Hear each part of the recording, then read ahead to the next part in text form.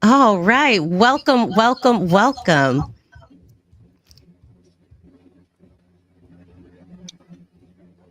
Hello, can you hear us?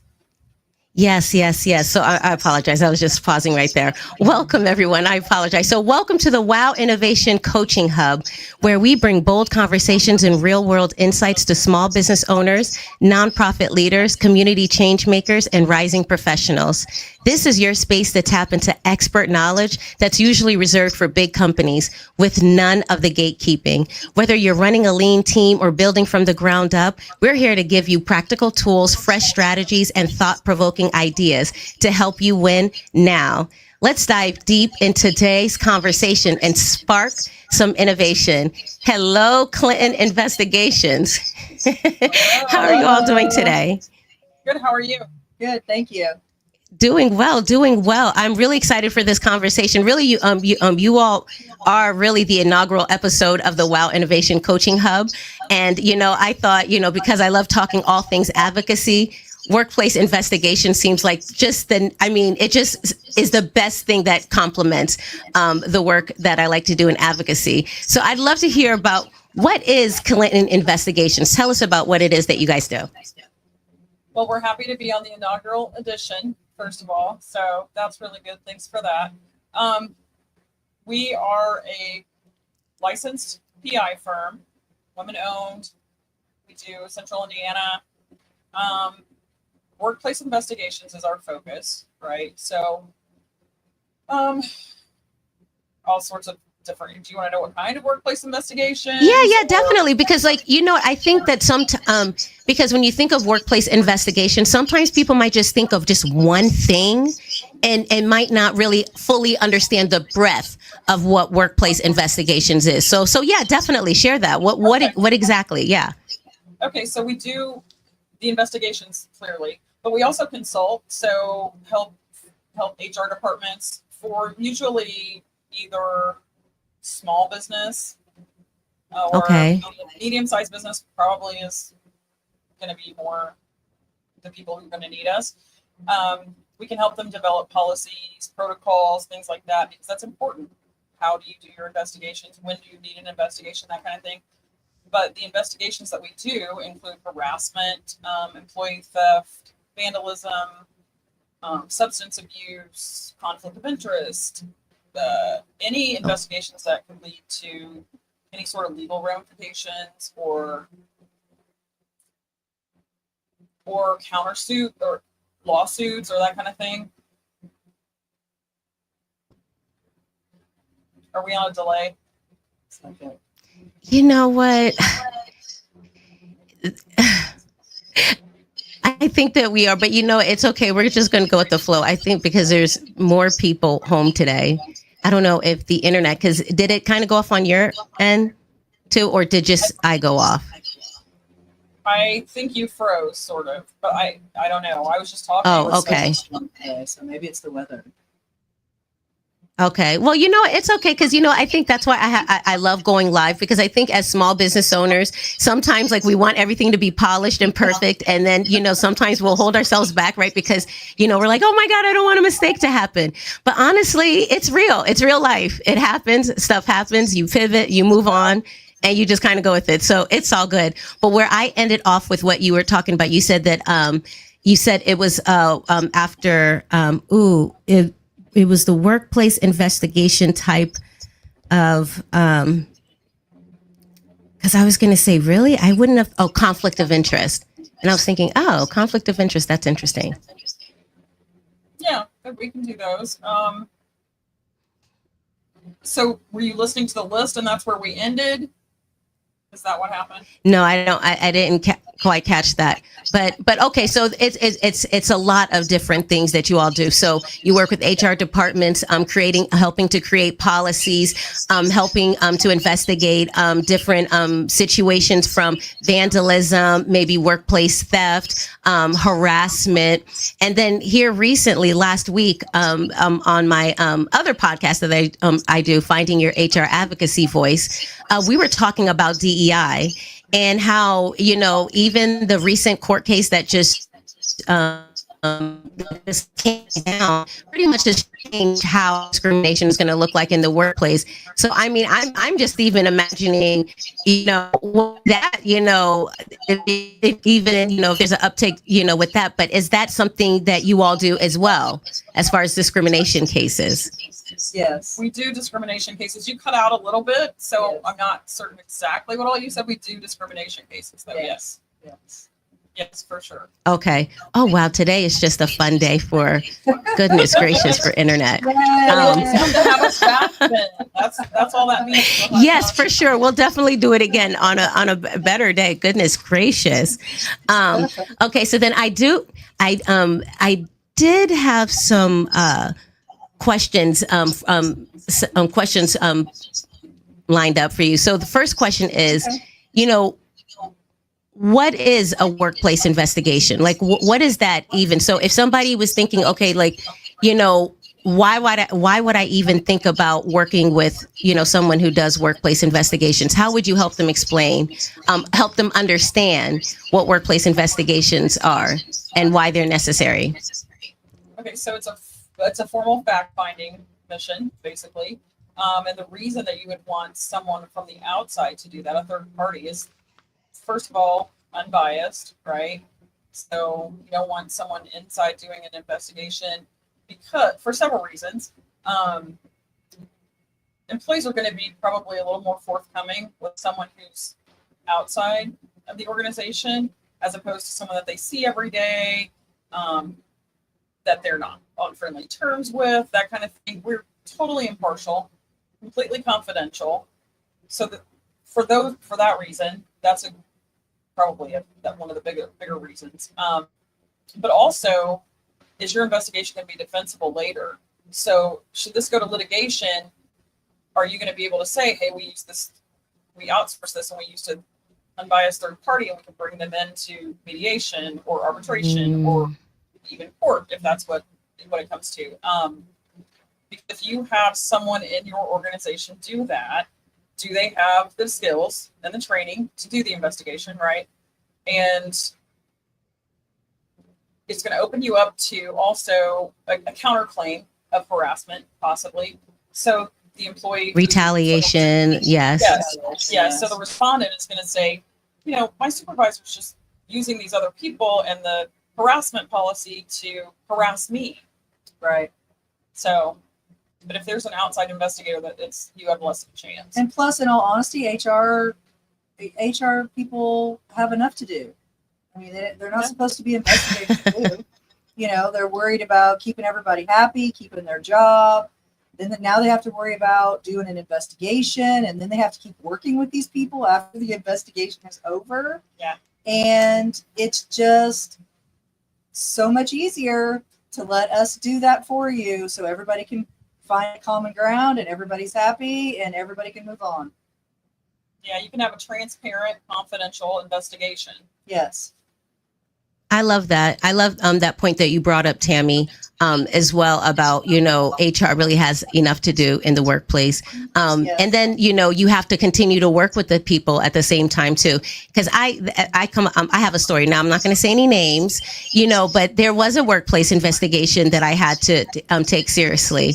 Right. And I think that sometimes, people, certain leaders don't fully understand that, as HR professionals, we have to take workplace investigation seriously. Any claims, we have to follow the handbook and do it. And I think that, there was a leader up at the top who felt that because somebody else brought a claim against them, that I should let it go. And it was just like, and because of that, things went sour because they expected me to just kind of dismiss it. And it was just like, as an HR professional, we can be held liable for not upholding the handbook. And then, like you said, as you mentioned, that culture, you want to come off unbiased, but perspectives and optics sometimes mean so much more than the truth. Well, I mean, I have to believe and so that companies want their employees to be happy. They want happy people working for them. Well, the HR people want to be happy too. So we're just gonna come in and relieve some of that off of everybody, no pressure, and try to help everybody work through whatever problem they're having. And it may be that there's a policy they don't have right now that they need to have for the future because something that hadn't come up before, or they didn't think about it, or there's lots of different reasons why you should hire us to do it.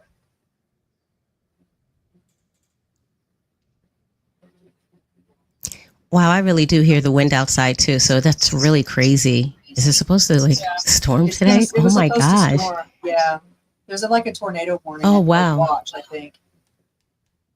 Oh wow. Okay.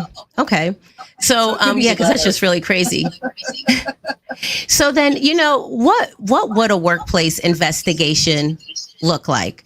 Or let me see, do I want to kind of start there, or maybe I want to what kind of situations or what kind of triggers? Maybe let's kind of start there before, and then we can kind of talk about the end. But what are some triggers that maybe you all can talk about that that people should be on the lookout for? That maybe a workplace investigation should be pursued rather than out from an outside, a third party rather than inside, right? Because there's probably some things that some people can do in the inside and then versus on the out. So, Okay. Yes. So, you have a complaint that lands on your desk, and it's, I don't like what's in the vending machine in the break room, right? That's clearly you're not gonna outsource that. But if you have on the other end of the spectrum, there's a sexual abuse allegation or something like that. That's clearly something that you want to have investigated by a third party unbiased investigator. So the hard part is what's in the middle, of all that. And so that could be ethical violations or misconduct, or theft is a really hefty one, because there's a whole lot of room for retaliation and counterclaim and things like that. They accused me of this, but I didn't do it. And so I think part of our consulting in the beginning is, here's what to look for. Here's what to, why you would call us. Yeah. So certainly if it's violence or anything like that, if it requires trauma-informed interviews, that kind of thing. I don't know. Okay, that HR professionals are generally trained on that. Well, and it's so perfect segue, because we kind of talked about it, but I didn't want to get too I didn't want to ask you too many questions before, so that I could just let it be fresh, and then I can just ask the curious questions. Okay, so trauma-informed interviews. Let's talk about that. What is that? Do you want me to go? Yeah. Okay. So recognizing the trauma first, right? Yeah. So Okay. Recognizing that a victim or a complainant has suffered a wrong, whether that is real or perceived, right? Because that makes it, it doesn't really matter. It's all perspective. So being careful to ask questions that are non-blaming and non-judgmental, to build a rapport with that person, avoid any obvious triggers, and sort of learn the triggers along the way too. What else? And just have empathy for the situation. Yeah. You have to go into the interview or the process, having empathy for both sides and just trying to help everybody figure out the solution. Because that's our goal, is to just help find the solution. Right. And I think the way you start it and the way you finish it has a lot to do with the results that you're going to get. You can't go in throwing things and demanding answers, and it just doesn't work that way. Yeah, active For sure. are a big deal. Yeah. So then when you say trauma, like, can you give me a few examples of what situations could be considered a trauma, could be considered trauma, where trauma-informed interviews are necessary? Well, again, that's relative because it's all perspective. Okay. But certainly any sort of physical or sexual violence, right? Yes. Threats. Okay. Threats can be really disarming. Okay. And traumatizing. Stalkers. Stalking, that's what I was Yeah. going to say. I was going to say stalking, that Okay. can be traumatic. Yeah, If you feel like somebody's stalking you, that could be a problem. yeah, we've had a lot Oh of wow. those. Okay. Yeah. Okay. Yes. Harassment sometimes can be traumatizing. Okay. Yes. Yes. Yes. Okay. Okay. Wow. and So again, then, Plus, it can be traumatizing based on if they've had prior trauma. Yeah. With something that brings these things all up again.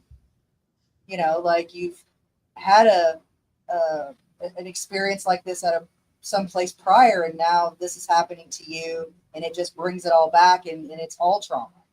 And so you're living in this space that, you know, somebody needs to help you figure it out. Well, and on the flip side of that, if you're not the complainant, if you're the Yeah. respondent, Yes. and this is a false allegation, Yes. that can be traumatizing. Okay. Yes, that can be Yeah, traumatizing. you risk That's losing true, your too. job. Yes. Yeah, you risk losing your job. Or if this Yeah. is a sexual allegation, is that going to destroy my marriage because Right. someone believes this person? You know, Right. I mean, they're Oh, all sorts yes. of traumas. Right. Yeah. You know, that's true. and even as we're having this conversation and my mind is processing it, and then I'm thinking about workplace culture. Yeah, I can definitely see how, you know, this can be really sensitive, a really sensitive topic to really to discuss with someone, especially if someone has brought up a false claim, especially if it's in that situation and people believe. And now now you're considering, do you even want to still work there? Because, you know, if you have to go talk to your HR person, or if the HR department is a department of one, so now all of that pressure is put on that one Yes. person, and now Yes. they're the enemy because, you know, I mean, I think that is the tough role of HR, right? Because, you know, the way I see the HR role, I see us as, you know, the liaison between both, you know, upper management and the workforce. But it seems as if sometimes, you know, the upper management doesn't realize that the role that the HR plays is so delicate. And so handling workplace investigations sometimes can play against, you know, what we really stand for. And people think, okay, it's a us versus them, you know. So I really like how, you know, we're emphasizing the bias and the culture and just kind of making sure that you take that out of the mix. You don't have to worry about that. You know, somebody else can, you know, handle that. And then you mentioned, you know, going to court. I didn't even think about that. Having someone else be able to go to court and speak on that behalf. Is that something that you've all had to do? I mean, of course, I know you can't give any details, but is that something that, you know, you've had to do? Yes, Yes. yes, and arbitration. Wow. Lots of Mediation. Yeah, mediations, things Those like kind that. of things. Sure. Wow. Yeah. Okay. It So just depends on- you probably have done it before. Are you guys like lawyers in your background, attorneys in your background? No, well, we've worked for attorneys. That's who we do the work for. So, but no, we're just expert witnesses. So, expert witnesses. Okay. Wow. Have you been like drilled? I guess, you know, because it's just really interesting, you know, how, you know, No, not really. Not really. cases can be. Okay. Yeah, no, not really. No. And it is what it is. So we are unbiased. We didn't know these folks walking in. We had no preconceived determinations. We really didn't make recommendations. No, we just because gathered we the just gather facts. the facts. Yeah, we just gathered And so the if facts. the facts are the facts, and we present them to the employer or the complainant or Yeah. whomever, we're going to present those same facts in court. And mostly when we're called in, it's to certify our work. Yeah. And sort of to repeat. Here's what happened. What does that mean? Certify your work? Yes, that's our report. Yes, that's what we found. Those are our findings. That's Yes. the Oh, evidence that we okay. They have. just want us to certify that what they have in court is what we did. What And was this is the chain of provided to custody. them? Yes. Yeah, and this Yes. is the chain of custody if there's evidence, Yes. things like that. Yeah. And that's Okay. another thing. Okay. That HR professionals probably are not well versed in chain of custody, Chain of custody. when there are actual physical pieces of evidence, and there are lots Yeah, of times. sometimes there are. Okay. What's Especially chain with of theft. custody? Yeah. With theft, there's evidence. If you find what they Oh, stole. emergency. Yeah. So if we see something stolen for sale, which this is This is a real case. Yeah. Someone stole a prototype from a lab, right? And then we found it somewhere else online, and we purchased that. So we have to, if there's a chain of custody, we have to say, here's who we bought it from. Here's how we preserved this evidence. Here's how we secured the evidence. And these are the people who have touched it. That kind of thing. Yeah. And that's Oh, it. wow. No one else has, yeah. I mean, So that's that they important. can use it in court. Yeah. Wow. Okay. So then, so then I guess that leads me to think, what are some myths or maybe some holes or mishaps that you see, or hear of that HR professional, if you can think of any, that probably happens, because, as HR professionals, unless we're like, that's our niche, we're kind of spread thin. What are some mishaps, if you know of any that you can share? I think timeliness is probably the biggest issue, because people are in HR departments are busy with other things that have to be done. Well, and if they're the HR of one, Yeah. you're avoiding this whole thing. Like, you just don't want to touch either side of it. I can totally get that. You just don't want to. For practical reasons. Yeah, It's for practical payroll reasons. day, and Yeah. you don't have to, you can't do all these interviews or whatever. Somebody's going on vacation. They're gone for 2 weeks. They come back. There's a difference in their statement. Yeah, I agree. No, I mean, And oh yeah. matters because you may need to separate employees or sever someone's employment. And if you don't do that in a timely manner, then there may be another complaint on your hands, So these things have to turn as quickly as possible. And when you have 1,000 other responsibilities, that's tough. And that's very true. Yeah, that's very true, because in our handbook, we had said that we would start an investigation like 48 hours later or something like that. It's in the policy. You don't really think about it. It's there until an investigation comes in, and you are that in HR department of one, and now you're like, okay, and that really matters. Yeah, it really does matter, because now you can be held liable because this is your own handbook that, now you're the agent of. Yeah, it's just liability all around. I think that's why this is such a timely topic. And so, even because I think about the DEI, though, I think about, the chair of the EEOC had recently, shared clarifications on DEI-related discrimination in the office, and pretty much walked down, like, in their clarifications, pretty much created a framework for someone to understand how they're being treated, and if they feel like it's a DEI related discrimination, there's something that'll help them clarify that and even walk through the process of filing a claim. Have you all seen an uptick in any sort of DEI discrimination cases? And if not, what do you foresee even, with that? So that's still early and developing, I think. Yeah, we haven't had a lot of it yet, but I feel like it's probably coming. It's coming. People are going back to the office. There's no working at home as much. Everybody wants everybody back in their desks, and you've got all these changes happening, and nobody knows how to navigate through any of it. And it's probably going to be sooner than later, would be my guess. Great point about the return to office, right? Because it's funny, because I mean, for me, I think that when we talked a little bit about this, because when you think deeper about return to office, people have probably gotten used to not working around other people, being comfortable in their own home, right? Yeah. Doing their own thing. Maybe if there's quiet, maybe, at the office you were in a cubicle, and at home, you're not in a cubicle listening to other people's conversations. So you kind of feel like you can kind of breathe a little bit more. Now you're bringing everybody who's been used to in their own space back into an office where now they have to connect and stuff. I think that's a great point. I mean, it's interesting. I mean, because I don't think people realize, like, that's on top of the DEI rules and different changes in how people really need to start thinking differently in the office.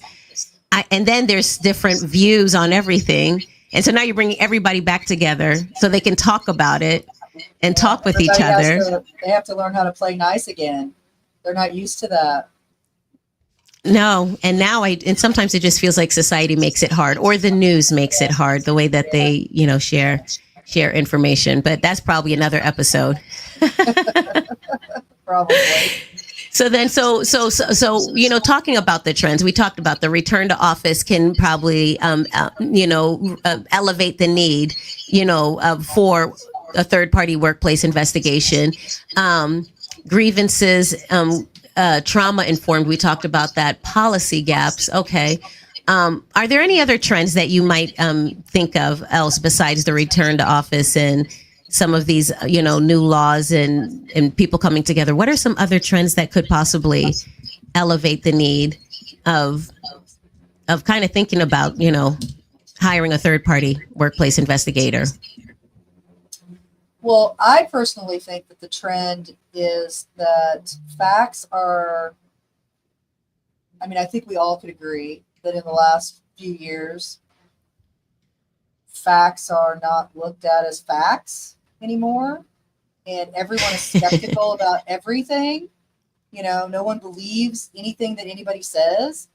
So as an employer and someone who has an issue happening in their office, an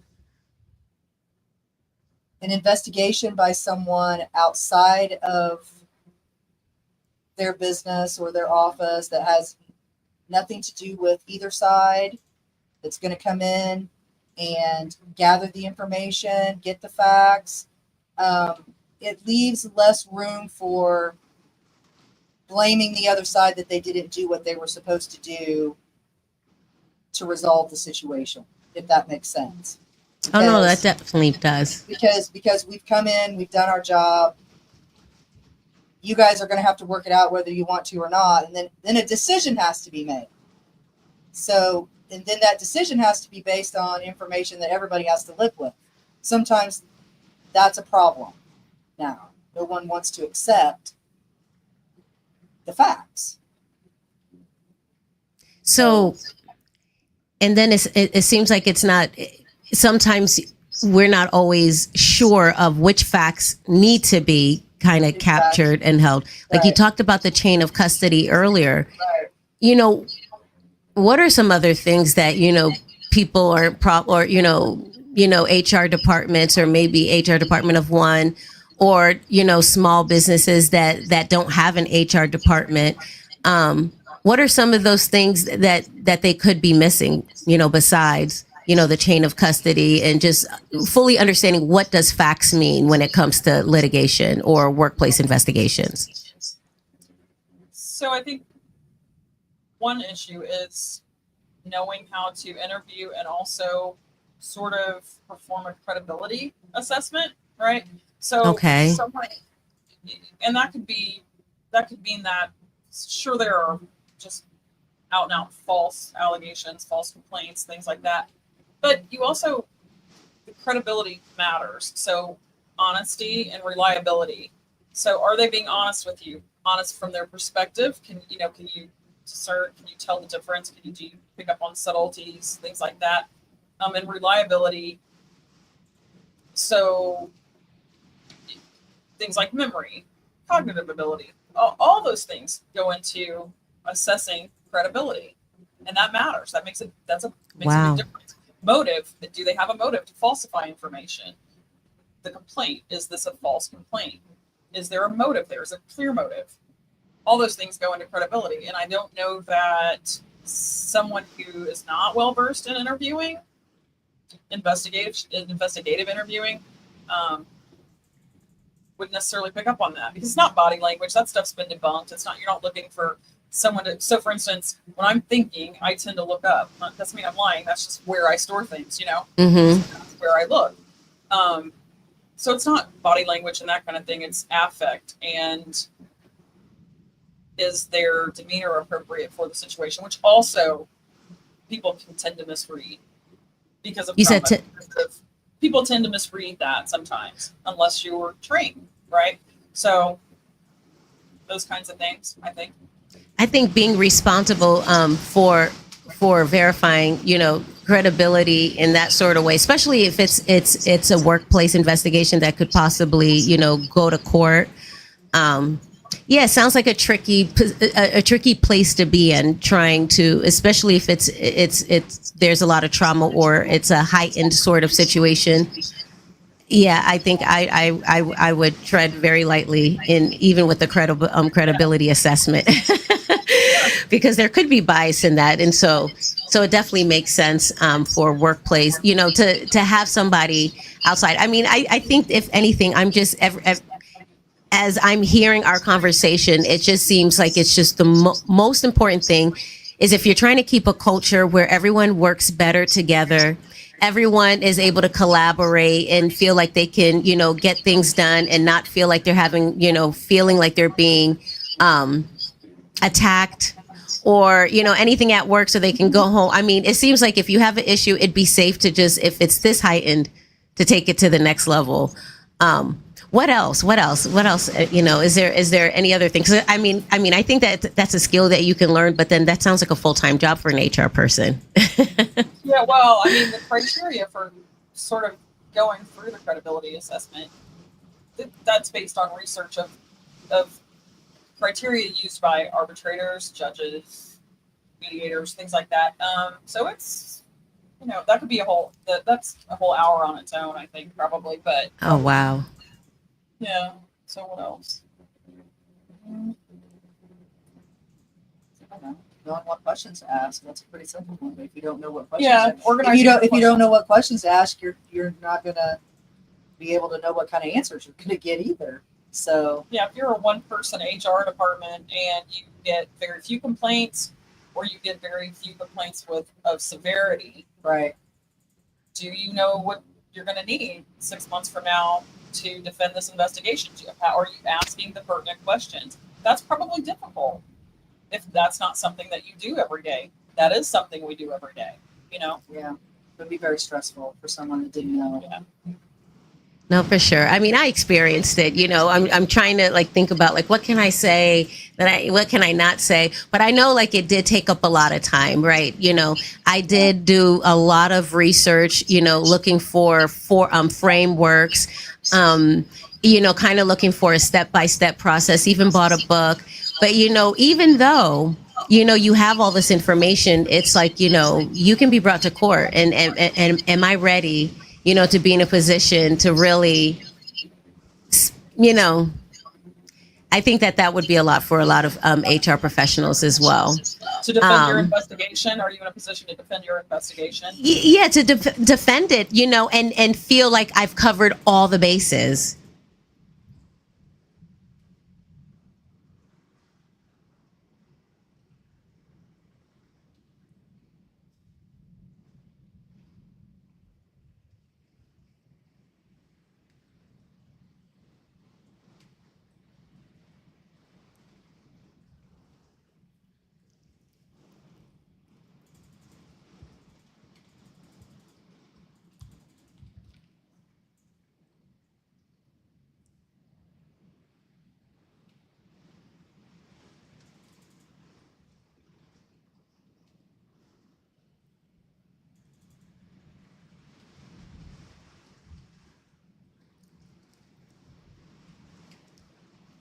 Oh, okay. So it looks like, yeah, it is really storming out here super bad. This is kind of funny, but I'm definitely going to give them some time to see if they need if they're going to be able to reconnect.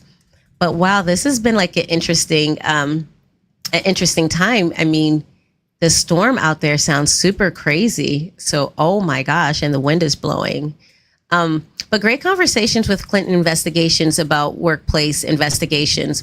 I find this a very timely topic considering, issues that, or if there's going to be many complaints coming into the office or putting HR professionals in a situation where now they have to think about, are they thinking about things correctly when it comes to claims that are being brought up in the office, especially if it's a discrimination case or anything that's DEI related.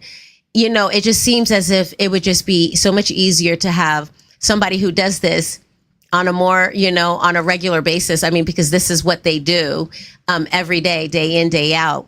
Help with that sort of workplace investigation. So, yeah, we're going to give them some time. Yeah. So let's see. It would be nice to. We're going to give them a few more minutes. Let's see if there's anybody on.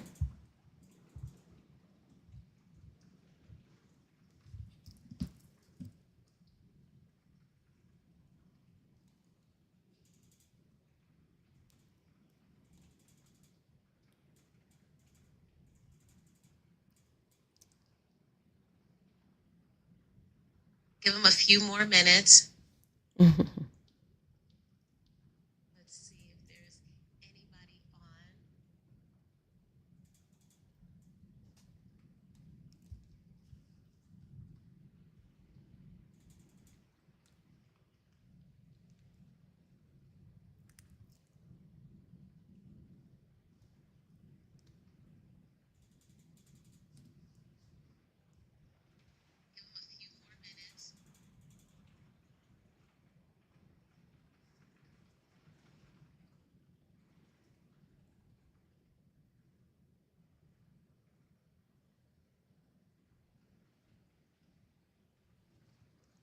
Because we have still quite a few questions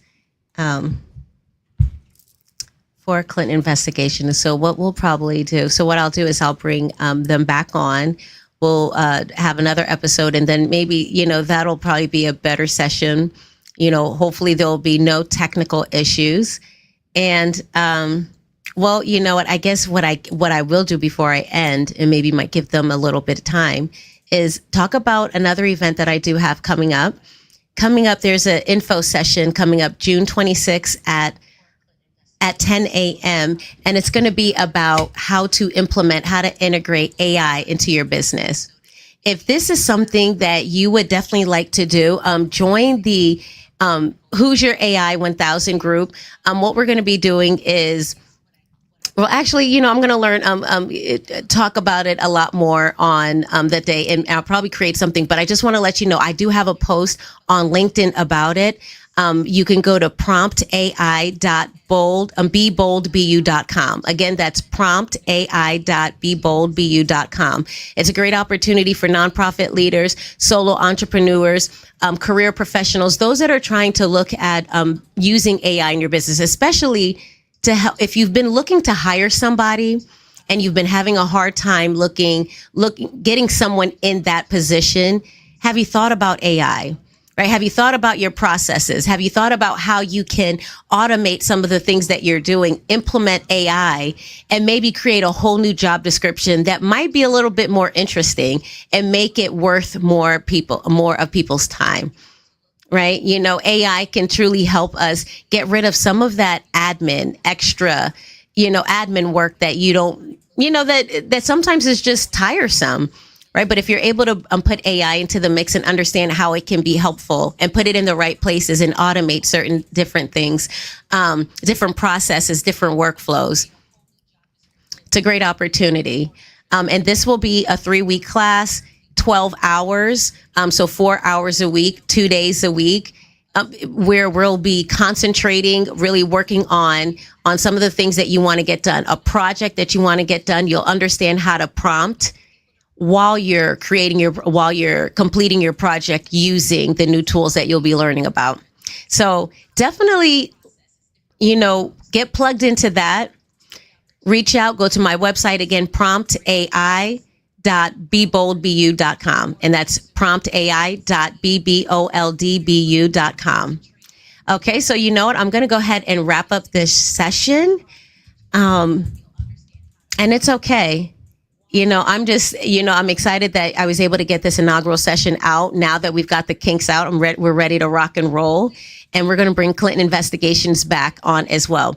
If you're a small business owner, if you feel like you have something that will support the professional business community, whether nonprofit leaders, whether it's career professionals, or anyone that can benefit from what you have to teach, connect with me. I'd love to get you on this podcast and we can talk about what it is that you can, share your business and then share tips and tricks for people to help them get started, right? We got to help each other out.